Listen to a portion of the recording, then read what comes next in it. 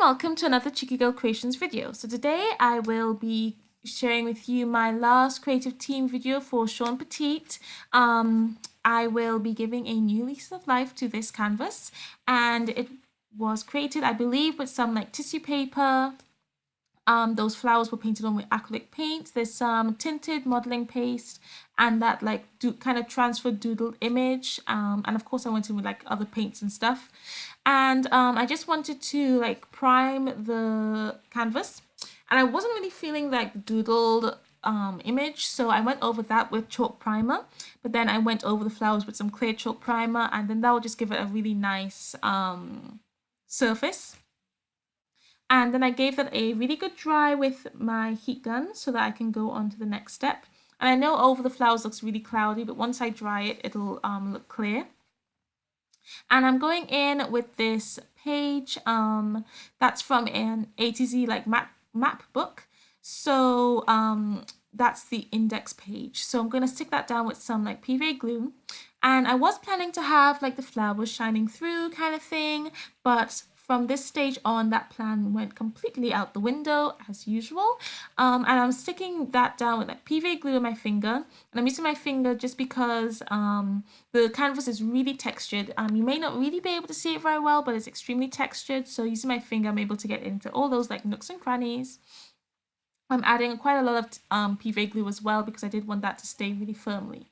So I'm going to add some tissue paper. This is when I was like, yep, I'm definitely going to cover up most of those flowers. I'm going in with some purple, some like bluey teal, and some gold. And you can see like the PVA glue is so thick, when I'm spreading it around my finger, I do end up tearing the tissue paper by accident. But that was a bit of a happy accident because that created a really nice texture. But I went over with like paint and stuff, so it was all good. But to like prevent that tearing, when I was sticking down the gold tissue paper, I believe, I like sprayed the canvas with some water, and that thinned out the PVA glue so that it was easier to spread.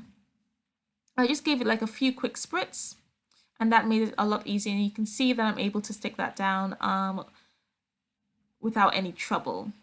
And I am sticking things down on the side as well because I like to have the sides of my canvas decorated because I really like to see like an unframed canvas. So especially like when I'm going to sell the canvases I make, I know I like to like be able to give people that option. So making the sides look really pretty is just one of the things I do. And I'm just having all that in just a few like areas, kind of folding over from the side and stuff, just to add some really nice texture and color. So as well, sticking down like the color tissue paper kind of made me decide like what colors I was going to use. And of course, if you've watched my videos before, you'll know that I really love my blues and I really love my purple. So this, I guess, isn't probably much of a surprise. But yeah, I really like that like color, and I love gold as well, which is why I grabbed some of that gold tissue paper. So once that was nice and dry, I gave that a blast with my heat gun. I'm going to go in with some chalk primer and some orange paint because I did want to like bring some of that orange from like the way the canvas was before through. Sorry. So I'm adding some cadmium orange hue, and I'm going to blend that in with the chalk primer, and this both like adds color as well as kind of blends away some of those hard edges from like the paper I stuck down. And it'll just like kind of make everything blend together and look really nice so that I have like a background that works really well together. And I'm going in darker in some areas, lighter in some areas with the orange, just to kind of give a kind of tone and tone kind of look, and it'll just add a little bit more interest, especially like visually. And once I finish like adding the chalk primer with the orange, I'm going to go over with that leftover orange and just add a few more darker areas. And then I'll go back in with the chalk primer just to lighten everything up. It felt just a little bit dark, so I thought I'll just brighten that up with the chalk primer. And I'm going in really messily. I was really feeling like the messy kind of background technique. So you'll see that when I just kind of slapping down paint and stuff. So I pulled out a few of Shawn's stencils, and I'm going to use one of these stencils, like the zigzag one, with some bluey kind of teal color. So I'm going to mix some Viridian and cerulean blue. Then I'm going to apply the paint with my fingers to the stencil, which gives a really nice, like kind of messy stenciled image. It also adds a bit more texture as well, just because it's a bit thicker how I've applied it. I'm added some of that chalk primer just to lighten up a few areas, just to like kind of give it the look that I did when I added that orange paint.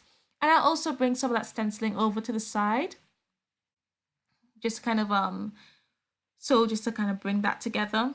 And I added a bit more chalk primer just to lighten it up, and I'm going to add that in a few areas quite lightly, so I pick up all like the texture from the papers I stuck down, and that just brings in all the blue like I wanted without having to add too much stenciling. I didn't want it to look like too busy with the stenciling, and I didn't have a purple paint that matched, so I sprayed over that mask, and I also like pressed that mask over the sides as well, so I can bring that color in. And I just dab that off just to lighten it up a little bit. And I was going to mix my chalk primer with the spray, but for some reason whenever I do that, it makes my chalk primer go kind of gunky and weird, like you can see there. So I'm going to bring out my white paint and I'll mix the spray with that instead, because I did want to have like a light purple, but again I wanted one that went with like the tissue paper and the spray, so that's how I'm going to work with that. And again, I'm just going to add that in a few areas like I did beforehand.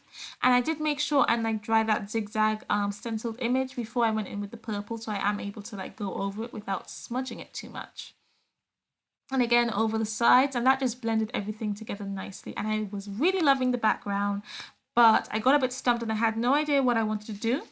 I wasn't sure what I wanted my focal image to be, so I left that overnight to dry, and then when I came back, I figured out I wanted to use some dragonflies. So I used the mask from the dragonfly stencil to map things out, and then I took Shawn's words stencil. I traced those letters onto a piece of scrap paper, and as you can see, I cut that down so that I can like figure out where I wanted the words to be, and the quote I used was, "You were always meant to fly." So now that I've figured out how I wanted everything, I'm going to stencil the dragonflies using the makeup sponge with some black acrylic paint.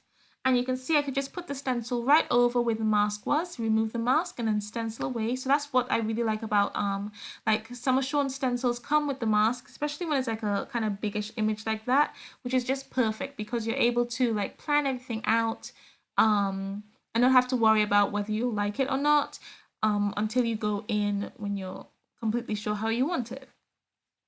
And I did stencil that dragonfly a little bit messily by accident, and you'll see like how I deal with that, like with the letters, because the way I'm using this stencil, because they're like words I'm stenciling, I'm just stenciling like the individual letters in the words. I do end up going over where I don't want to, so I use a small brush that has a bit of water on it. I wipe away the unwanted like smudges or letters that's been stenciled accidentally, and then that just makes it look a bit better, especially if say by I might have stenciled something very like it looks kind of splodgy. So that was just how I figured out like how to fix that up, but I completely forgot to do that with the dragonfly, but you'll see how I fix that later. I'm just going to zoom in so you can see what I'm doing. And you can see just and this is quite a slow process. It looks really fast on video, but I do go over really slowly and just kind of gently wipe away some of that paint. And this did take a while just because I was just having to be careful with when I'm stenciling these letters. And I could have masked off like the letters I wanted to use and stuff, but I was feeling a bit lazy. I didn't want to go grab any masking tape or anything and mask it off, so I had to do this instead. But that was absolutely fine. But if you want to like mask your letters off, then feel free to. I was just feeling lazy. So I'm going to go in and stencil all that in. And while I'm doing that, I just want to thank Shawn for like giving me the opportunity to be in her creative team. I've never done this before, and I had a really, really great time. I'm really sad it's like my last one, but of course, like on my own channel, I will still have videos using her stencils because I absolutely love her stencils. Using her stencils has like brought in like a new kind of art style for me because I didn't really use stencils beforehand. So this has been a really like fun way to explore different ways of creating a piece of artwork. So I've really enjoyed it, and don't forget to as well check out the other creative team members, because because they also have some really gorgeous creations and they've created such lovely videos. So please do check them out as well, and like give them a like and subscribe as well. So yeah, and as well check out Shawn's channel because she also has some lovely videos as well. So now I'm going to add some splashes now that everything is stenciled up. I'm using a fan brush and some watered down paint. I'm going to add black, white and gold splashes. And I didn't add too much water when I was watering down the paint. So I did get quite small splashes. If I wanted bigger ones, I would have watered down the paint a lot more. And a fan brush is great for adding splashes. It's just, I guess the paint sprays a lot better with the fan brush, so it's really good. And I'm just kind of dabbing away like the paint from whenever it gets on like the dragonflies and stuff, but of course it doesn't dab off perfectly, but that's perfectly fine because I will go over the dragonflies with some black paint as well as the letters, because as you can see it's kind of disappearing into the background with those splashes. And I added those splashes just so that because there was so much black, I just thought I'd bring it in a little bit more with those splashes. And I'm going in now with that small brush and the black paint.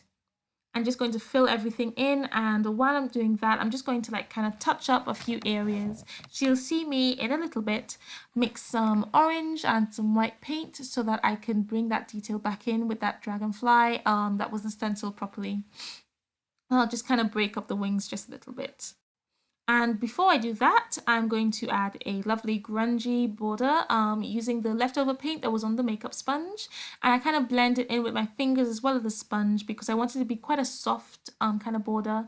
And I also add that black around the sides of my canvas, and that finished off the sides perfectly. So now I'm going to touch up that dragonfly. And I'm also going to do that to some of the letters as well. Some of them just was a bit splodgy and I wanted it to be like clear enough to read, so I'll do that. And now for the fun part. So I gave it a really good dry because I'm going in now with my Uniball Signo pen. It's a great white gel pen. You can see it's nice and strong. I'm just outlining all of those letters, and you'll see I make a bit of a boo-boo here. Because I had stenciled the WE and the RE so far apart, for some reason I thought I had to put like an apostrophe, but then I realized actually that was a completely wrong word. It's supposed to be you were always meant to fly, not you we are always meant to fly. So just so the word wouldn't look weird, I thought I would just kind of make that R just a little bit thicker and bring out the E just a little bit. And then I'll go back in with the gel pen once it's all dry, and that just kind of fixed my problem. I'm really glad I noticed that before I like dried everything, because then I would have had to go over with like paint and stuff to try to cover it over. But as you can see, I was just able to wipe that away. And doing this, like the outlining, you could have just left it without outlining, but this just helps to really finish it off, because like black grounds a page or like a dark color grounds it, but then a light color, especially white, just helps everything to pop out really well. And then you're just able to like read the quotes so much better. And now for the really fun part. Now I get to doodle. So I'm going over my dragonflies. I'm outlining them first, and then I'm going to add all like the details of the wings and the body with the gel pen. And you can see the eyes look a bit odd. I do have to kind of like go over the eyes quite a few times, but so I will cover up that area with like the black paint and try again. And I was able to figure out that I wasn't to add like a kind of angled like eye shape kind of thing. You'll see when I do it, and then I thought that looked a lot better. So like with the wings, I do try to mirror it just a little bit, but it's not perfectly mirrored. I didn't really need it to be perfect. I just wanted it to just look really like delicate and dainty and really pretty, just like how dragonflies are.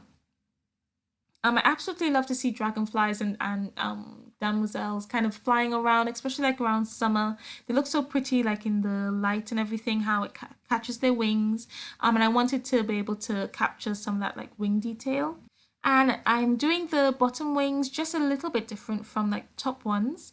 When I first do it, it did look a bit sparse, but I will go back in because I just felt like it just looked a bit too plain.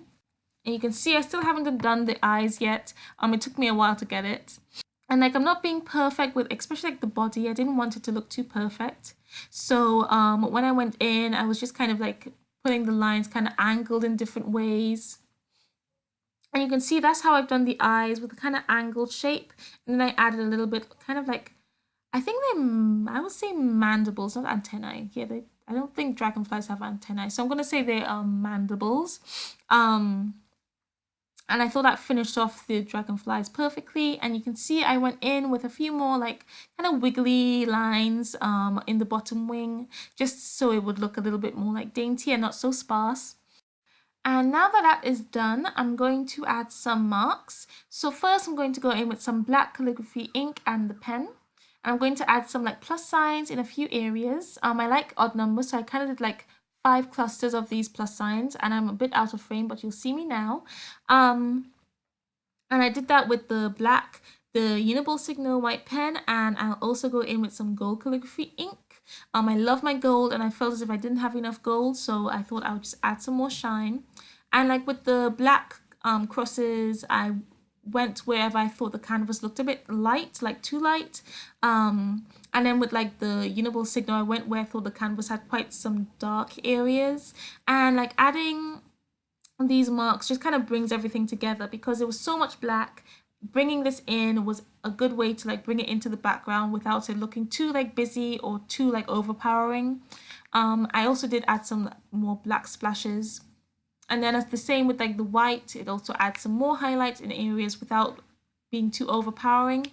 And when I go in with the gold, you'll see that you can't like see it too well, but when you like tip it to the light, you'll be able to see the gold a lot better. And what's nice with this calligraphy ink, like the gold calligraphy ink, it's a lot more opaque than my paint, so it does stand out a lot more.